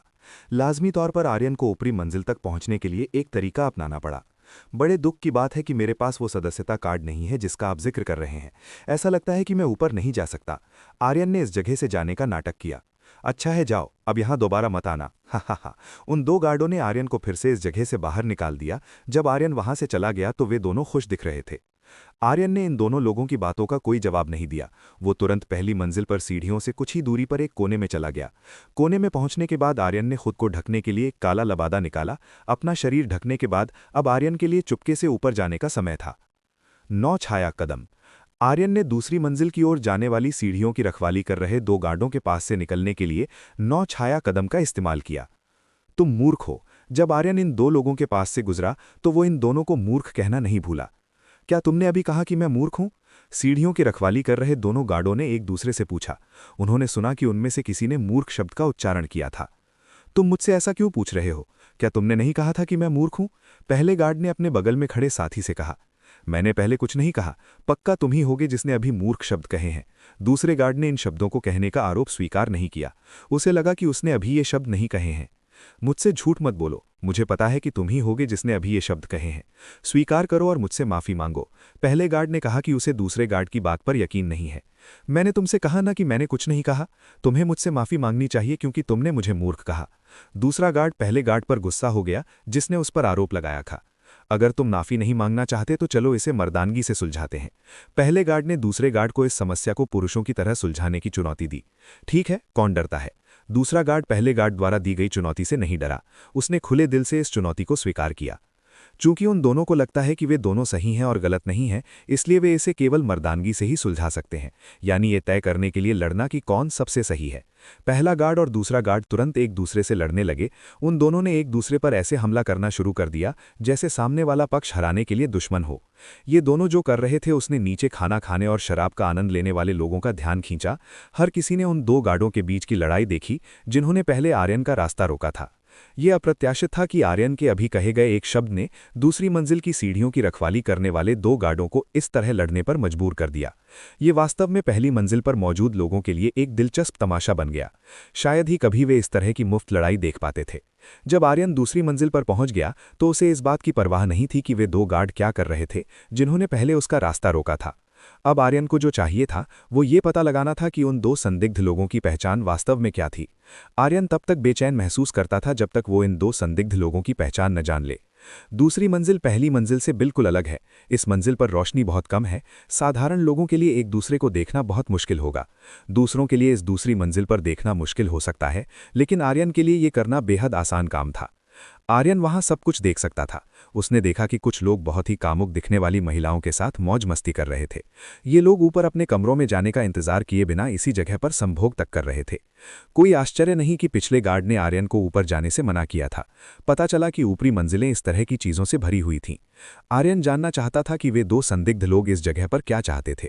क्या वे दोनों भी इस जगह के लोगों की तरह ही कुछ करना चाहते थे? आर्यन ने इस जगह के चारों ओर देखना शुरू किया। उसने उन संदिग्ध लोगों के ठिकाने को खोजना शुरू किया जिनसे वो पहले मिला था। कुछ देर खोजने के बाद आर्यन को आखिरकार उस व्यक्ति का पता चल गया जिसका उसने अभी पीछा किया था। इस बार आर्यन ने पाया कि उन दो रहस्यमय लोगों के सामने दो अतिरिक्त नए लोग बैठे थे जिनका वो अभी पीछा कर रहा था। इन दो अतिरिक्त लोगों के बारे में आर्यन जानता था कि वे कौन थे। ये दो लोग गेट्स ऑफ इटर्निटी संप्रदाय से आए बुजुर्ग थे। आर्यन को अभी भी स्पष्ट रूप से याद था कि ये दो लोग वही थे जिनसे वो आज सुबह मिला था। सौभाग्य से आर्यन को गेट्स ऑफ इटर्निटी संप्रदाय के लोग स्पष्ट रूप से याद थे, इसलिए वो बता सकता था कि ये गेट्स ऑफ इटर्निटी संप्रदाय के दो बुजुर्ग थे। आर्यन का संदेह गहराता ही जा रहा था। वो जानना चाहता था कि ये महान लोग इस तरह की जगह पर क्यों इकट्ठे हुए थे। चाहे वे चारों किसी व्यवसाय पर चर्चा कर रहे हों या किसी और चीज पर, आर्यन ये पता लगाना चाहता था कि गेट्स ऑफ इटर्निटी संप्रदाय उन दो रहस्यमय लोगों से क्या चाहता था। आर्यन उन चारों लोगों से थोड़ी दूरी पर एक सीट खोजने लगा जिन्हें वो देख रहा था। आर्यन ने काफी दूरी बनाए रखी ताकि किसी को उस पर संदेह न हो। आर्यन को इस बात की चिंता नहीं थी कि वो उन चारों के बीच होने वाली बातचीत को नहीं सुन पाएगा। आर्यन की सुनने की क्षमता बहुत अच्छी थी। उसे ये सुनने में सक्षम होना चाहिए कि ये लोग क्या योजना बना रहे हैं। उन दो रहस्यमय लोगों ने अपने सिर के पहनावे को उतारना शुरू कर दिया। जब इन दो लोगों ने अपना सिर ढकने वाला लबादा हटाया तो इन दोनों के चेहरे आर्यन को स्पष्ट रूप से दिखाई देने लगे। इन दोनों के चेहरों से आर्यन बिल्कुल अपरिचित था। उसने इन दोनों के चेहरे पहले कभी नहीं देखे थे। ये दो लोग अमर और सिंघानिया परिवार के प्रथम बुजुर्ग थे। ये दोनों वास्तव में गेट्स ऑफ इटर्निटी संप्रदाय से आए दो बुजुर्गों से इतनी देर से मिलने आए थे। अमर, हमारी पिछली मुलाकात से लेकर काफी समय हो गया है। ऐसा लगता है कि पिछली बार मिलने के बाद से तुम्हारी ताकत में ज्यादा बढ़ोतरी नहीं हुई है, गेट्स ऑफ इटर्निटी संप्रदाय के बुजुर्ग ने अमर से कहा। गेट्स ऑफ इटर्निटी संप्रदाय के दो बुजुर्गों के नाम दर्पण और राका थे। ये दोनों ही गेट्स ऑफ इटर्निटी संप्रदाय में काफी प्रभावशाली थे। हा, श्री दर्पण, आप भी ना? दर्पण के ताने सुनकर अमर केवल हंस सका। दर्पण के ताने सुनने के बाद अमर गुस्सा करने की हिम्मत नहीं कर सकता। अगर अमर दर्पण और राका को नाराज करता तो सिंघानिया परिवार द्वारा बनाई गई ग्रैंड योजना बिखर जाती। सिंघानिया परिवार को अपनी ग्रैंड योजना को अंजाम देने के लिए गेट्स ऑफ इटर्निटी संप्रदाय के समर्थन की आवश्यकता थी। यही कारण था कि अमर और प्रथम बुजुर्ग वर्तमान में सिंघानिया परिवार की ग्रैंड योजना पर चर्चा करने के लिए दर्पण और राका के साथ बातचीत कर रहे थे। लॉर्ड दर्पण, क्या आपका गेट्स ऑफ इटर्निटी संप्रदाय हमारे सिंघानिया परिवार की मदद करने के लिए तैयार है? अमर ने इस मामले में दर्पण से पूछना शुरू किया। अध्याय 715 है, सिंघानिया परिवार की गुप्त योजना भाग 2। मास्टर ने कहा है कि वो शाही परिवार से सत्ता छीनने में तुम्हारे सिंघानिया परिवार की मदद कर सकते हैं, लेकिन मास्टर बदले में शाही परिवार के स्वामित्व वाले क्षेत्र का 40% हिस्सा चाहते हैं। दर्पण ने अमर से कहा कि यदि सिंघानिया परिवार शाही परिवार के 40% क्षेत्र को गेट्स ऑफ इटर्निटी संप्रदाय को सौंपने के लिए तैयार है, तो वे मदद करने के लिए तैयार हैं। ये सुनकर अमर और प्रथम बुजुर्ग के चेहरे थोड़े फीके पड़ गए। मूल रूप से सिंघानिया परिवार ने गेट्स ऑफ इटर्निटी संप्रदाय को शाही परिवार के 25% क्षेत्र की पेशकश की थी, यदि गेट्स ऑफ इटर्निटी संप्रदाय तख्ता पलट करने में उनकी मदद करने के लिए तैयार हो। ये अप्रत्याशित था कि गेट्स ऑफ इटर्निटी संप्रदाय ने सिंघानिया परिवार द्वारा उन्हें दिए गए प्रस्ताव से कहीं अधिक की मांग की थी। तो क्या तुम सहमत हो या नहीं? दर्पण ने पूछा कि क्या अमर इस बात से सहमत है या नहीं। यदि अमर सहमत नहीं होता तो गेट्स ऑफ इटर्निटी संप्रदाय सिंघानिया परिवार की योजनाओं में सहायता के लिए हाथ नहीं बढ़ाता। हमारे मास्टर जो चाहते हैं बस उस पर सहमत हो जाओ, अन्यथा तुम निश्चित रूप से शाही परिवार द्वारा नष्ट कर दिए जाओगे। राका ने अमर और सिंघानिया परिवार के प्रथम बुजुर्ग से कहा कि वे राकेश की बात मान लें, जो गेट्स ऑफ इटर्निटी संप्रदाय के मास्टर थे।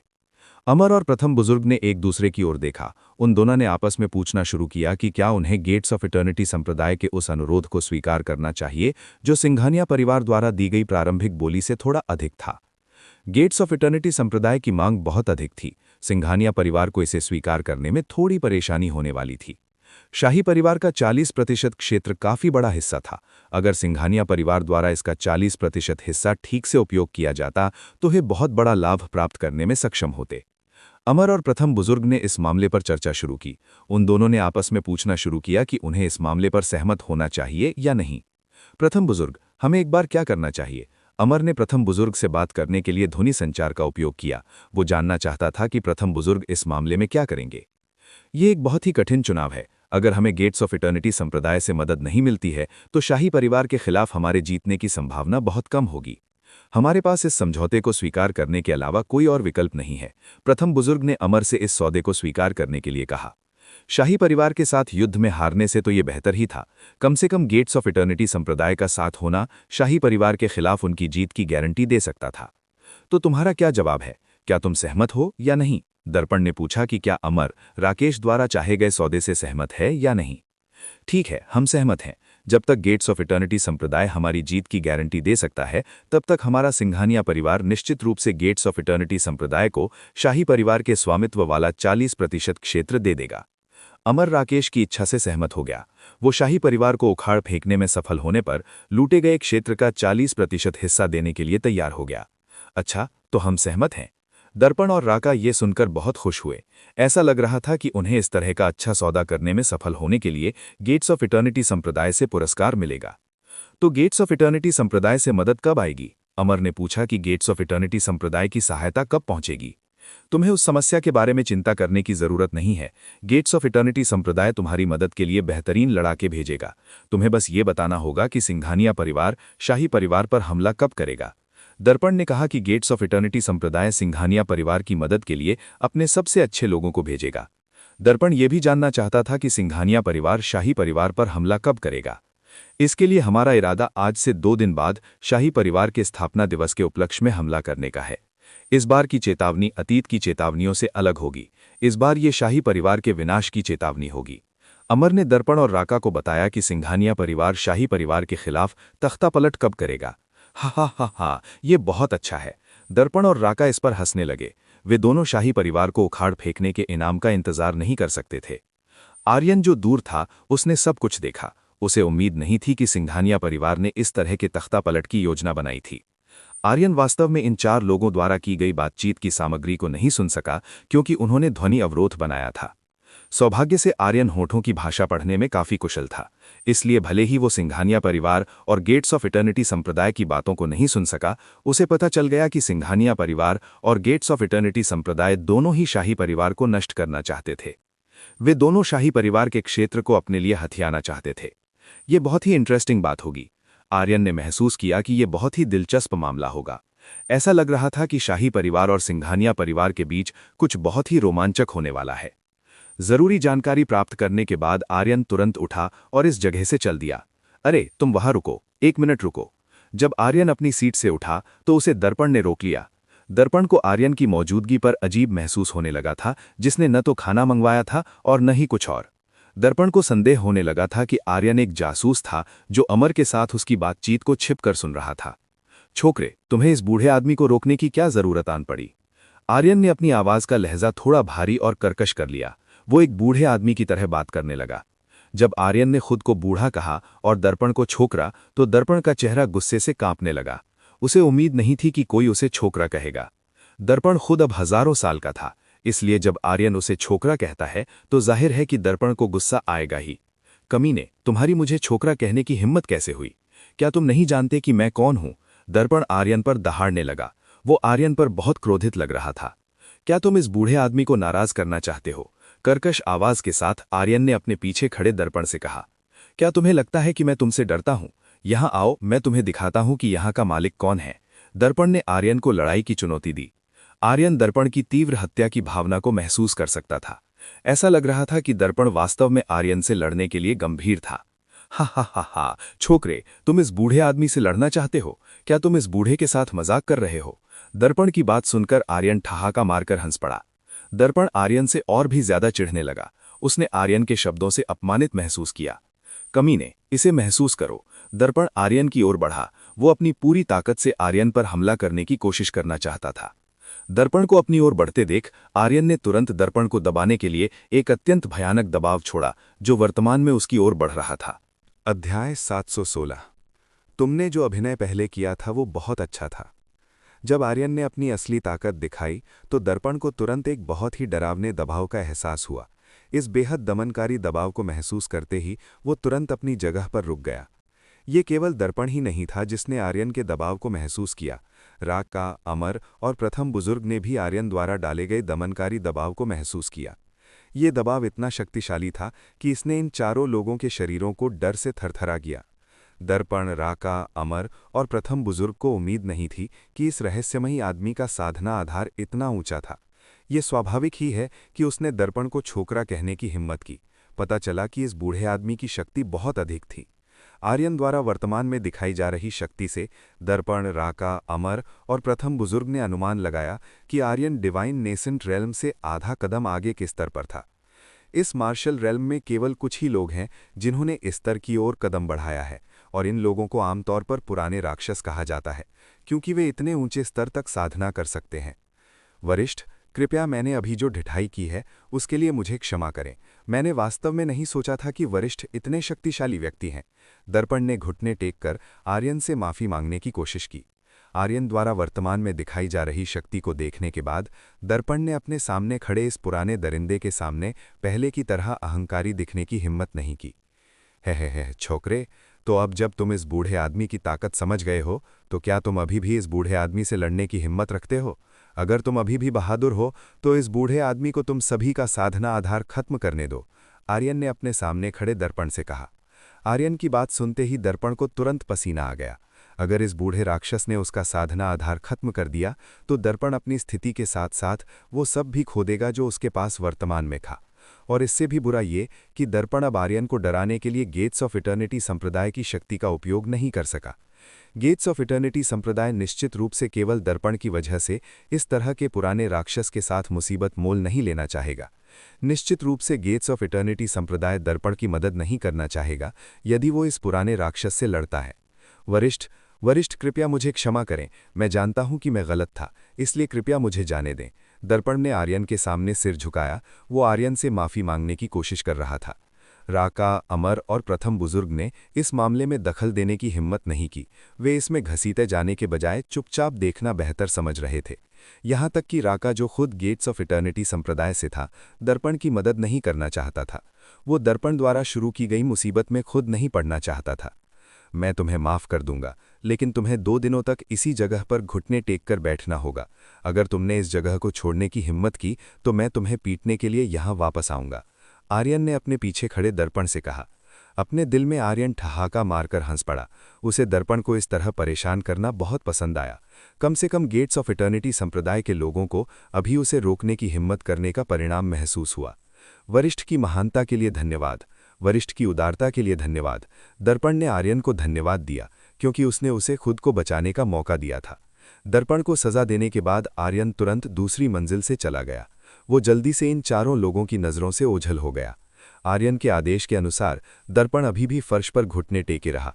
उसने उस जगह से 1 इंच भी हिलने की हिम्मत नहीं की जिस जगह पर वो वर्तमान में घुटने टेके हुए था। दूसरी मंजिल पर मौजूद अन्य लोग दर्पण की दुर्दशा देखकर केवल मुस्कुरा ही सकते थे। श्री दर्पण, श्री राका, हमारे साथ व्यापार पर चर्चा करने के लिए आपके समय के लिए धन्यवाद। तो हम अब प्रस्थान करेंगे। अमर इस जगह पर अब और नहीं रुकना चाहता था। अगर वो इस जगह पर रहना जारी रखता तो यहाँ मौजूद कोई भी व्यक्ति उस पर गेट्स ऑफ इटर्निटी संप्रदाय के लोगों से मिलने का संदेह कर सकता था। अमर और प्रथम बुजुर्ग इस जगह से चले गए। वे ऐसे खरगोश की तरह जल्दी में निकले जैसे ही उन्होंने अपने शिकारी को देखा। राका इसे देखकर असहाय था। उसे उम्मीद नहीं थी कि उसका साथी दर्पण इस तरह के पुराने राक्षस को नाराज कर देगा। दर्पण, मैं अपने कमरे में वापस जा रहा हूँ। मैं हमारी चर्चा का परिणाम मास्टर को भेजूंगा। राका ने अपने कमरे में वापस जाने का फैसला किया। वो दर्पण का साथ इस जगह पर देने के लिए पर्याप्त मजबूत नहीं था।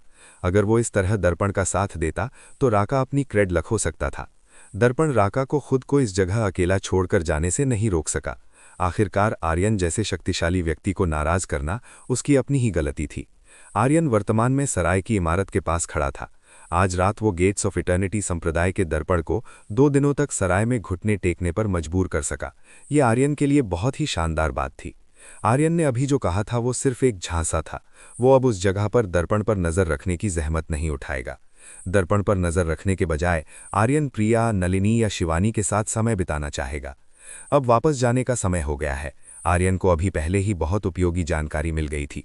शायद उसे पृथ्वीराज राठौर को सिंघानिया परिवार के बारे में जानकारी देनी चाहिए जो तख्ता पलट करने वाला था। तुमने जो अभिनय पहले किया था वो बहुत अच्छा था। जब आर्यन इस जगह से जाना चाहता था, ठीक उसके शरीर के पीछे से आर्यन ने एक महिला की आवाज़ सुनी। आर्यन बहुत हैरान हुआ। उसने शुरू से ही अपने पास किसी की मौजूदगी का पता नहीं लगाया था।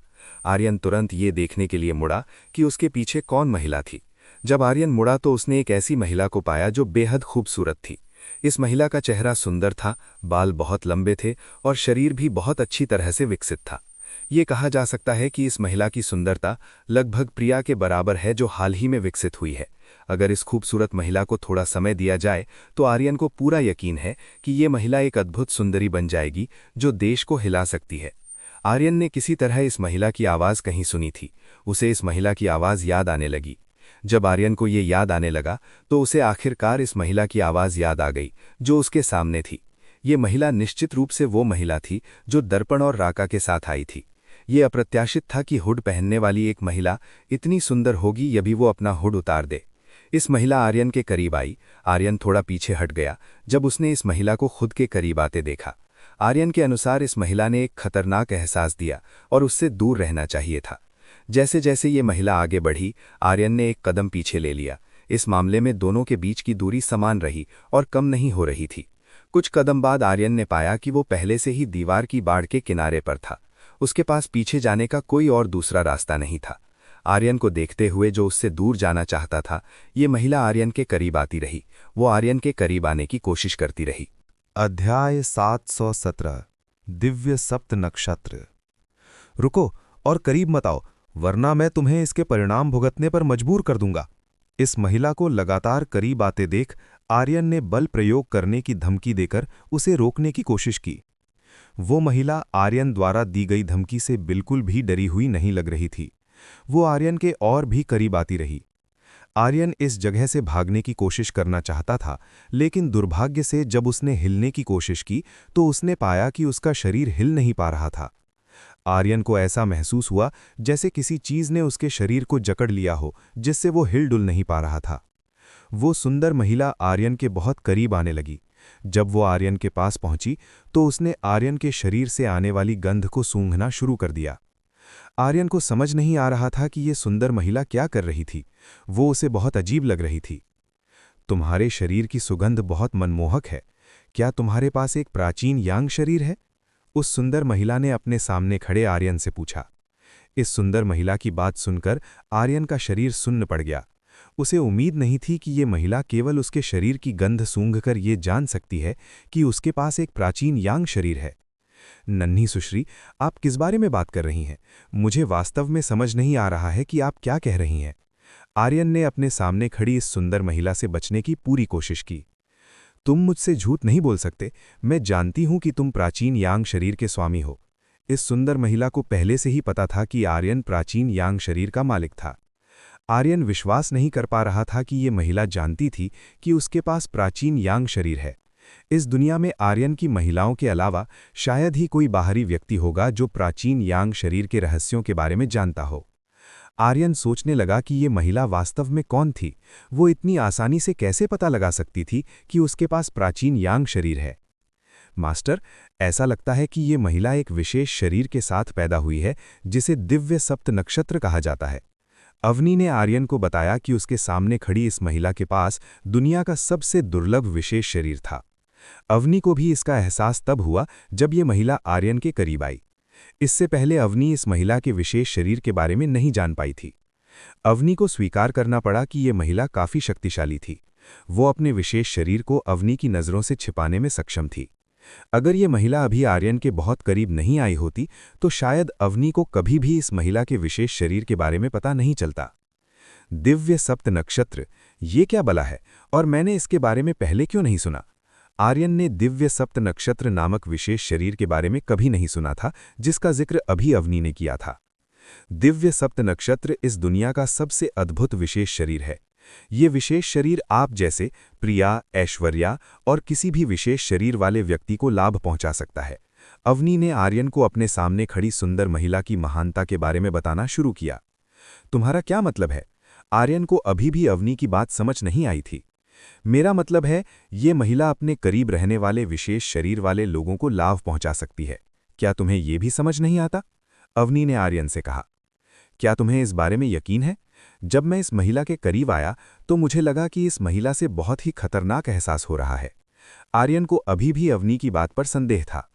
जब आर्यन इस महिला के करीब था तो उसे बहुत ही खतरनाक एहसास हुआ। आर्यन खुद नहीं जानता था कि ऐसा क्यों हो रहा था। ये पहली बार था जब आर्यन ने अपने सामने खड़ी इस सुंदर महिला के अस्तित्व से खतरा महसूस किया था। अत्यधिक संभावना है कि इस महिला ने किसी कलाकृति या तकनीक का उपयोग किया है ताकि उसके करीब आने वाले किसी भी व्यक्ति को खतरे और बेचैनी का अनुभव हो, अवनी ने आर्यन को बताया। आखिरकार दिव्य सप्त नक्षत्र एक बहुत ही विशिष्ट शरीर है। अगर इस महिला के दिव्य सप्त नक्षत्र शरीर के बारे में पता चल गया तो वो निश्चित रूप से अपने स्वार्थ के लिए इस दुनिया के सभी साधकों का निशाना बन जाएगी। अवनी ने आर्यन को बताया कि अगर दिव्य सप्त नक्षत्र के बारे में खुलासा हुआ तो ये महिला पूरी दुनिया के साधकों का लक्ष्य बन जाएगी। दिव्य सप्त नक्षत्र बहुत ही दुर्लभ विशेष शरीर हैं। इतिहास में केवल 2 लोगों के पास ही ऐसा शरीर रहा है और इतिहास में दर्ज उन दोनों लोगों का जीवन बहुत ही दुखद रहा क्योंकि उनके पास दिव्य सप्त नक्षत्र जैसे विशेष शरीर थे। इतिहास में कहा जाता है कि दिव्य सप्त नक्षत्र के उन दोनों मालिकों की बलि दे दी गई थी ताकि किसी जनजाति या जाति को कम समय में शक्तिशाली ताकत प्राप्त करने में मदद मिल सके। तो ऐसी बात है।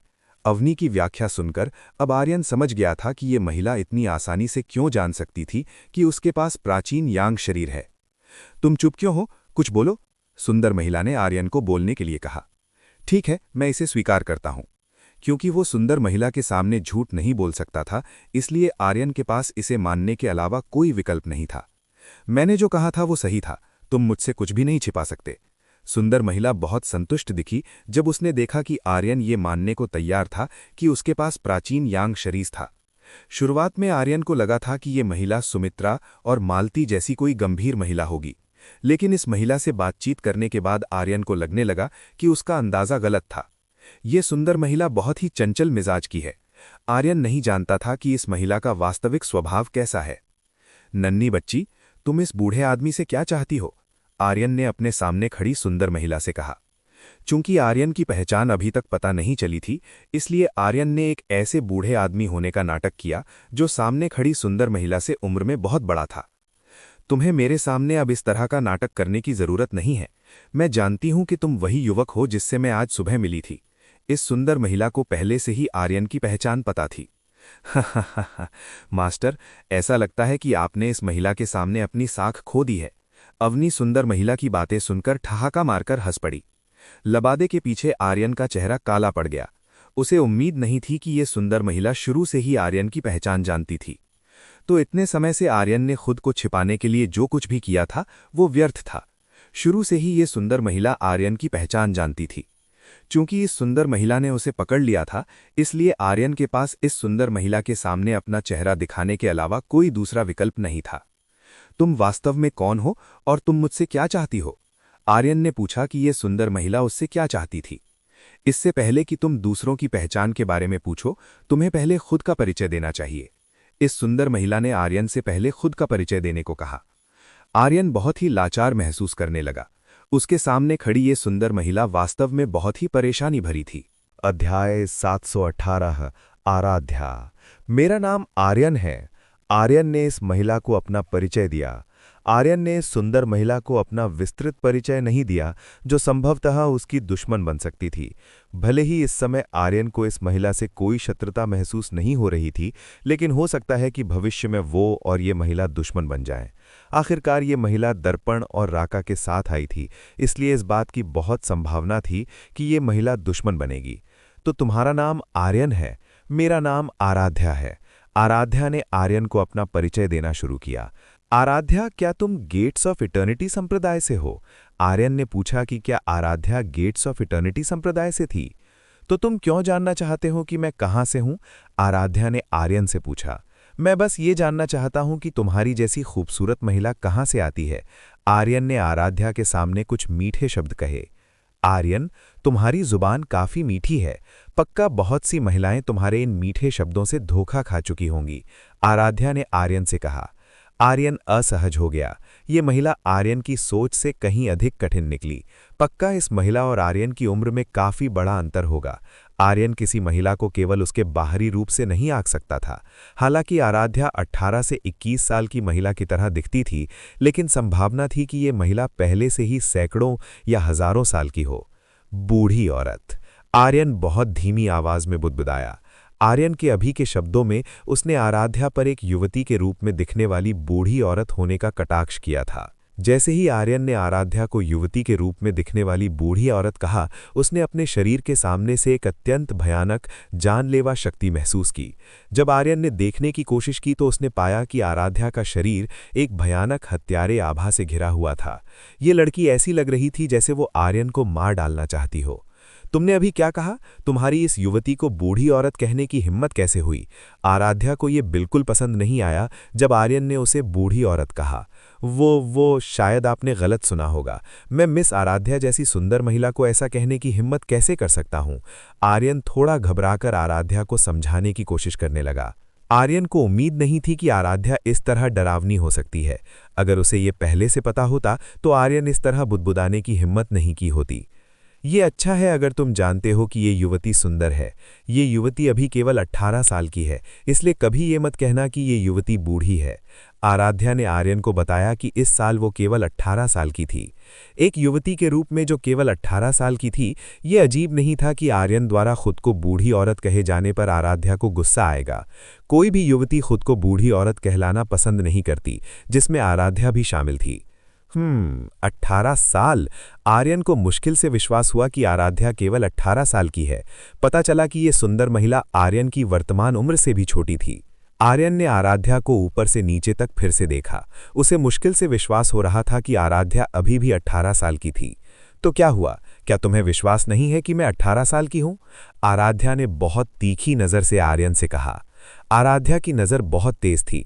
अगर ये नज़र मार सकती तो शायद आर्यन इस नज़र से 1000 बार मारा जा चुका होता। ठीक है, मुझे विश्वास है, कृपया मुझे छोड़ दो। आराध्या को इस तरह देखकर आर्यन ने तुरंत कहा कि वो आराध्या की बात पर विश्वास करता है। पहली बार आर्यन ने महसूस किया कि उसे एक महिला द्वारा डराया जा रहा था। आराध्या वास्तव में भयानक थी। आर्यन ने महसूस किया कि ये महिला बहुत ही भयानक थी। आराध्या ने आर्यन की ओर ठंडी सांस भरी। वो संतुष्ट थी कि वो आर्यन के साथ बहस जीत गई। मिस आराध्या, अगर और कुछ नहीं है तो मैं पहले चलता हूँ। आर्यन ने आराध्या को अलविदा कहा। वो जितनी जल्दी हो सके इस जगह को छोड़ना चाहता था। आर्यन को अब इस बात की परवाह नहीं थी कि ये महिला उससे क्या चाहती है। आर्यन अभी जो चाहता था वो इस आराध्या नाम की महिला से जितना संभव हो सके दूर रहना था।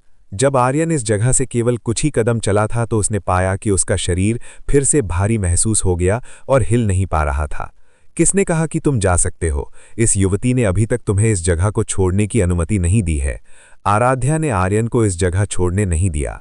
अभी भी कुछ ऐसा था जो आराध्या आर्यन से चाहती थी, इसलिए आराध्या ने आर्यन को इस जगह छोड़ने नहीं दिया। मिस आराध्या, आपको मुझसे और क्या चाहिए? मेरे पास ऐसा कुछ भी नहीं है जो आपको संतुष्ट कर सके। आर्यन ने आराध्या को बताया कि उसमें कुछ भी अच्छा नहीं था। आर्यन ने महसूस किया कि आराध्या को संभालना बस और भी अधिक मुश्किल होता जा रहा था। आराध्या ने आर्यन से कुछ नहीं कहा। वो आर्यन के करीब आने लगी जो अब उससे थोड़ा दूर था। बिना कुछ कहे आराध्या ने अचानक अपने चेरी जैसे होठों को अपने सामने मौजूद आर्यन के होठों को चूमने के लिए करीब लाया। आर्यन आराध्या द्वारा किए गए इस कृत्य से स्तब्ध रह गया। उसे विश्वास नहीं हुआ कि आराध्या अचानक उसे इस तरह चूमने लगी। आराध्या ने जो चुंबन लिया वो बहुत ही सामान्य प्रकार का चुंबन था। ये चुंबन केवल उसके और आर्यन के होठों के बीच का मिलन था। आर्यन को आराध्या द्वारा ये कहे जाने पर विश्वास नहीं हो रहा था। आर्यन को लगभग 20 सेकंड तक चूमने के बाद आराध्या ने आखिरकार अपने होठ आर्यन से अलग कर लिए। आर्यन के साथ संक्षिप्त चुंबन के बाद आराध्या का चेहरा लाल हो गया। आर्यन को चूमने के बाद आराध्या की बांसें भी अनियमित हो गईं। तो ये है आराध्या की महानता। इसमें कोई आश्चर्य नहीं कि बहुत से लोग उन पुरुषों पर नजर रखते हैं जिनके पास प्राचीन यांग शरीर है। आराध्या ने आर्यन के पास मौजूद प्राचीन यांग शरीर को स्वीकार किया। केवल आराध्या को चूमने से आराध्या ने अपने शरीर में अत्यंत शुद्ध यांग ऊर्जा प्रवाहित होते हुए महसूस की। ये शुद्ध यांग ऊर्जा आराध्या की कई हफ्तों की साधना से कहीं बेहतर थी। इस खोज ने आराध्या को बहुत उत्साहित कर दिया। अगर आराध्या आर्यन के करीब रह सकती और उसके संपर्क में रह सकती तो आराध्या को यकीन था कि वो उस जगह की तुलना में अधिक तेजी से विकसित होगी। आर्यन को भी आराध्या की तरह ही महसूस हुआ। अभी के चुंबन से आर्यन ने अपने शरीर में एक बहुत ही शुद्ध ऊर्जा महसूस की। आर्यन को उम्मीद नहीं थी कि अवनी ने अभी जो कहा था वो सच हो जाएगा। जब आर्यन ने आराध्या को केवल कुछ सेकंड के लिए चूमा तो उसे जबरदस्त लाभ प्राप्त हुआ था। ऐसा लगता है कि दिव्य सप्त नक्षत्र मात्र बकवास नहीं है। ये महिला वास्तव में आर्यन को, जिसके पास प्राचीन यांग शरीर है, जबरदस्त लाभ पहुंचाने में सक्षम है जब वो इस महिला के आसपास होता है। भले ही आराध्या को आर्यन से प्राप्त लाभ पसंद आया, लेकिन ये महिला वर्तमान आर्यन के लिए थोड़ी खतरनाक थी। आर्यन के लिए बेहतर था कि वो आराध्या जैसी महिलाओं से निपटने से दूर रहने की कोशिश करे। आर्यन को अभी भी नहीं पता था कि आराध्या का साधना स्तर क्या था, लेकिन आर्यन बता सकता था कि ये महिला पहले ही गॉड रियल्म के चरण में कदम रख चुकी थी। अध्याय 719 आराध्या द्वारा पीछा किया जाना। अब इस जगह से भागने का समय है। ये देखते हुए कि आराध्या ख्यालों में खोई हुई थी, आर्यन को इस अवसर का लाभ उठाकर जितनी जल्दी हो सके इस जगह से निकलना था। आर्यन ने इस जगह को छोड़ने के लिए अपनी उच्चतम गति का उपयोग किया। वो इस जगह पर आराध्या के साथ नहीं रहना चाहता था। वो जितनी जल्दी हो सके इस महिला से दूर जाना चाहता था। आराध्या जो ख्यालों में खोई हुई थी, उसे तुरंत एहसास हुआ कि आर्यन इस जगह से भाग गया है। क्या तुम्हें लगता है कि तुम इस युवती से भाग सकते हो? तुम गलत हो। तुम जहां भी जाओगी ये युवती तुम्हें ढूंढ लेगी। आर्यन के प्राचीन यांग शरीर की विशेष क्षमता को देखने के बाद आराध्या आर्यन को कभी नहीं जाने देगी। आराध्या आर्यन का पीछा करने के लिए निकल पड़ी।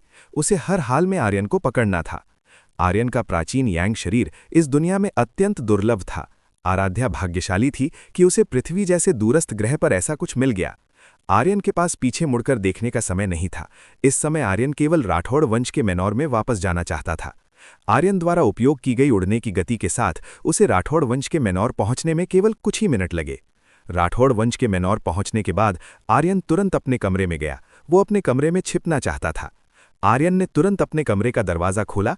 जब आर्यन ने अपने कमरे का दरवाज़ा खोला तो उसने पाया कि उसके कमरे में प्रिया, नलिनी और शिवानी थीं, जो रात के कपड़ों पजामा में थीं।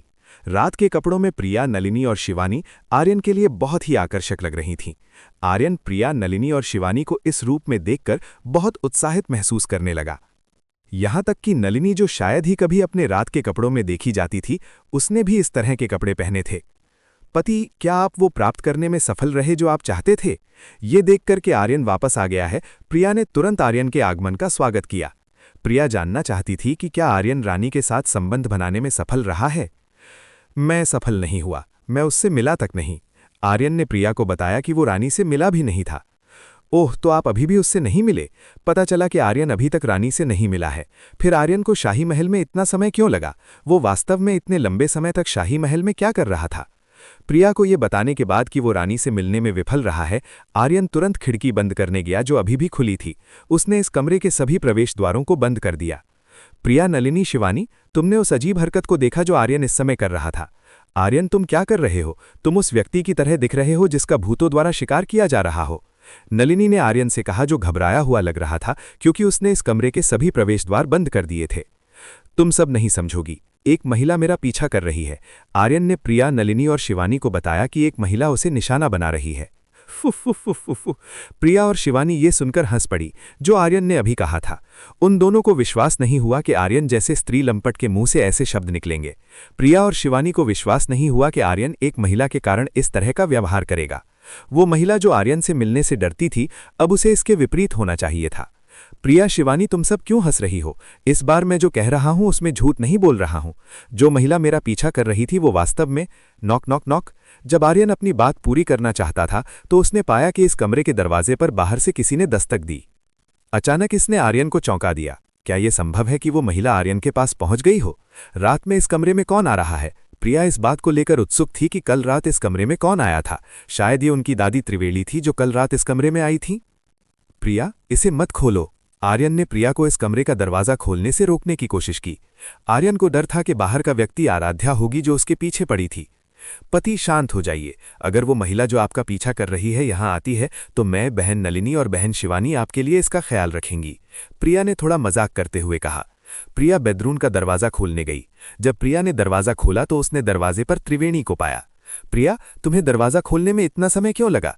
त्रिवेणी ने पूछा कि प्रिया को दरवाजा खोलने में इतना समय क्यों लगा। पता चला कि जो व्यक्ति आया था वो आराध्या नहीं बल्कि त्रिवेणी थी। दादी, आप इन रातों में मुझे क्यों ढूंढ रही हैं? प्रिया जानना चाहती है कि त्रिवेणी उसे इस तरह रात में क्यों ढूंढ रही है। त्रिवेणी ने प्रिया के कब्जे वाले कमरे में झांका। जब त्रिवेणी ने प्रिया के कब्जे वाले कमरे को देखा तो उसने पाया कि वहां आर्यन, नलिनी और शिवानी थे। त्रिवेणी निश्चित रूप से जानती थी कि एक लड़का और 3 सुंदर लड़कियां एक ही कमरे में क्या कर सकते हैं। क्षमा करें क्योंकि दादी ने आपको परेशान किया, मैं पहले जा रही हूं। त्रिवेणी युवाओं के काम में खलल डालने के लिए शर्मिंदा महसूस कर रही थीं। त्रिवेणी जल्दबाजी में इस जगह से चली गईं। शुरुआत में त्रिवेणी प्रिया से पृथ्वीराज राठौड़ के साथ अपने संबंधों के बारे में सलाह लेना चाहती थी। यह अप्रत्याशित था कि प्रिया आर्यन और नलिनी और शिवानी जैसी 2 सुंदर महिलाओं के साथ ऐसा कुछ करेगी। प्रिया अपनी दादी त्रिवेणी की हरकत से थोड़ा भ्रमित थी। त्रिवेणी के जाने के बाद प्रिया ने कमरे का दरवाजा बंद किया। प्रिया आर्यन के पास वापस आ गई। पति, वो बस दादी थीं। प्रिया ने आर्यन को बताया कि वो केवल त्रिवेणी थीं। Knock knock knock. प्रिया के ऐसा कहने के कुछ देर बाद बाहर फिर से दस्तक हुई। सभी ने अपना ध्यान प्रवेश द्वार की ओर फिर से केंद्रित किया। ओह, अब ये और कौन है? प्रिया असहाय लग रही थी। लोग इस कमरे के दरवाजे पर दोबारा दस्तक क्यों दे रहे हैं? प्रिया वापस दरवाजे पर गई। वो देखना चाहती थी कि दरवाजा और कौन खटखटा रहा है। क्या त्रिवेणी के लिए अपना मन बदलना और प्रिया के साथ कुछ चर्चा करने के लिए वापस आना संभव है? प्रिया ने फिर से दरवाजा खोला। जब प्रिया ने दरवाजा खोला तो उसने एक सुंदर महिला को देखा जो उसकी हम उम्र लग रही थी। प्रिया इस महिला से थोड़ा अपरिचित थी। उसने राठौड़ वंश के मैनौर में इस सुंदर महिला को पहले कभी नहीं देखा था। प्रिया ही नहीं, जिसे ये महिला अजनबी लगी, नलिनी और शिवानी भी नहीं जानती थी कि ये महिला कौन थी। इस कमरे में मौजूद 4 लोगों में से केवल आर्यन ही इस महिला की पहचान जानता था। ये महिला आराध्या थी। आराध्या वास्तव में आर्यन का पीछा करते हुए इस राठौड़ वंश के मैनौर तक पहुंच गई थी। वो, आप कौन हैं? प्रिया ने अपने सामने खड़ी इस सुंदर महिला से पूछा। अध्याय 720। आराध्या का अभिनय वास्तव में बहुत अच्छा था। दरवाजे के बाहर खड़ी आराध्या ने प्रिया, नलिनी और शिवानी की ओर देखना शुरू किया, जो वर्तमान में इस कमरे में थीं। आराध्या को उम्मीद नहीं थी कि उसकी मुलाकात ऐसी सुंदरियों से होगी जो खुद उससे कहीं ज्यादा खूबसूरत थीं। खासकर दूर खड़ी नलिनी, आराध्या को लगा कि ये महिला इतनी सुंदर है कि वो गॉड रेल्म में रहने वाली 4 खूबसूरत देवियों की सुंदरता से भी मुकाबला कर सकती है। जब आराध्या ने प्रिया, नलिनी और शिवानी को देखा तो वो जान गई कि इन तीनों महिलाओं का आर्यन के साथ घनिष्ठ संबंध था। इसलिए आराध्या के दिमाग में आर्यन से निपटने का एक विचार आया। आराध्या ने अपने चेहरे पर एक दुष्ट मुस्कान ला दी। खूबसूरत बहन, आपको मेरी मदद करनी होगी। आराध्या आई और उसने प्रिया को गले लगा लिया। आराध्या अचानक एक छोटी बच्ची की तरह अभिनय करने लगी, जिसे कोई परेशान कर रहा हो। आर्यन ने तुरंत देखा कि आराध्या अभी क्या कर रही थी। ये महिला वास्तव में अभिनय में बहुत अच्छी है। वो इतनी जल्दी इस तरह बदल सकती है। प्रिया भ्रमित महसूस करने लगी जब उसने इस सुंदर महिला को खुद से शिकायत करते हुए देखा। प्रिया को वो कारण समझ नहीं आया कि ये महिला अचानक इस तरह उससे शिकायत क्यों कर रही थी। वो, क्या हुआ? कृपया मुझे समझाएं। प्रिया ने आराध्या से पूछा कि वास्तव में क्या हुआ था। वो खूबसूरत बहन, इस आदमी ने अभी मुझे परेशान किया है, आपको मेरी मदद करनी होगी। आर्यन की ओर इशारा करते हुए आराध्या ने प्रिया को बताया कि आर्यन उसे परेशान कर रहा था। ये सुनकर प्रिया, नलिनी और शिवानी ने तुरंत आर्यन की ओर देखा। उन्हें उम्मीद नहीं थी कि आर्यन इस सुंदर महिला को इस तरह परेशान करेगा कि वो ऐसी दिखने लगेगी। आर्यन उसे घूरने लगा जब उसने सुना कि आराध्या ने उसके बारे में क्या कहा। ये अप्रत्याशित था कि ये महिला उसे इस तरह फंसा देगी। पति, आप इस तरह की सुंदर और मासूम महिला के साथ ऐसा कैसे कर सकते हैं? मुझे उम्मीद नहीं थी कि आप एक महिला के साथ ऐसा व्यवहार करेंगे। प्रिया ने आर्यन से सवाल करना शुरू किया, जिसने आराध्या को परेशान किया था। प्रिया को खुद भी विश्वास नहीं था कि आर्यन आराध्या जैसी सुंदर महिला को परेशान करेगा। ये सामान्य आर्यन जैसा व्यवहार नहीं था। आर्यन, तुम सच में महिलाओं के साथ ऐसा करते हो? मैंने नहीं सोचा था कि तुम आराध्या जैसी मासूम महिलाओं को परेशान करोगे। नलिनी ने भी आर्यन से सवाल करना शुरू किया, जो आराध्या जैसी मासूम महिलाओं को परेशान कर रहा था। आराध्या वर्तमान में एक मासूम महिला के रूप में अभिनय कर रही है, जिसे आर्यन द्वारा परेशान किया जा रहा है। आराध्या का अभिनय इतना विश्वसनीय है कि ये नलिनी को भी धोखा दे सकता है। मास्टर, अगर आप किसी महिला को परेशान करना चाहते हैं तो आप बस मेरे साथ ऐसा कर सकते हैं। आपको किसी मासूम महिला को खोजने की क्या जरूरत है?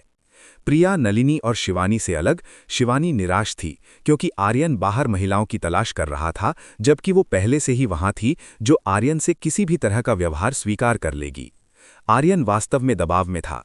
प्रिया, नलिनी और शिवानी ने आराध्या की बातों पर विश्वास कर लिया था। आर्यन आराध्या को अत्यंत शत्रुतापूर्ण दृष्टि से देखने लगा। ये महिला वास्तव में उसके लिए चीजें मुश्किल बना रही थी। आर्यन वास्तव में बहुत बदकिस्मत था, क्योंकि वो आराध्या से मिला। इस महिला को संभालना वास्तव में बहुत मुश्किल था।